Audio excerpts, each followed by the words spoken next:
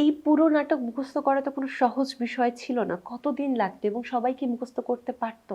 হ্যাঁ, হ্যাঁ। আসলে কিছুই না, যখন প্রেশারটা থাকে ঘাড়ের উপরে তখন ঠিকই মুখস্থ হয়ে যায়, এটা কোনো ব্যাপার না। আমরা 4 দিনেও মুখস্থ করেছি, 2 দিনেও মুখস্থ করেছি, আবার 7 দিনেও মুখস্থ হয়েছে। আর স্টেজের নাটকে যেমন 6 মাস রিহার্সাল দিতাম, পুরো নাটক মুখস্থ আমাদের, সব, কারো ডায়লগ বাদ নেই।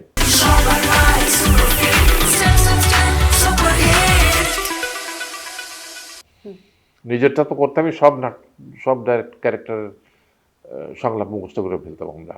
সুতরাং মুখস্থটা আমি মনে করি এটা একটা রিলেটিভ ব্যাপার।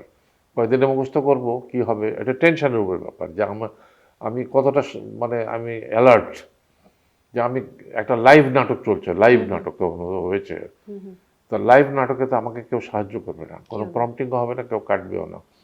সুতরাং আমার টেনশন থাকে যে আমাকে মুখস্থ করতেই হবে।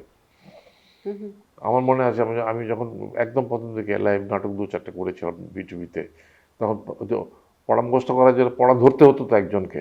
ওই আমার মেয়ে বিপাশা পড়া ধরতো, আমাকে স্ক্রিপ্ট নিয়েও পড়া ধরতো।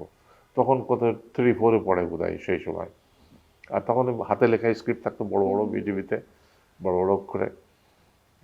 মা একটু ধরো, আবার পড়া ধরো, তো পড়া ধরতো, ওই ডায়লগগুলো বলতো, আমি আমারগুলো বলতাম। তো এইভাবে করে করে মুখস্থ হয়েই যায়।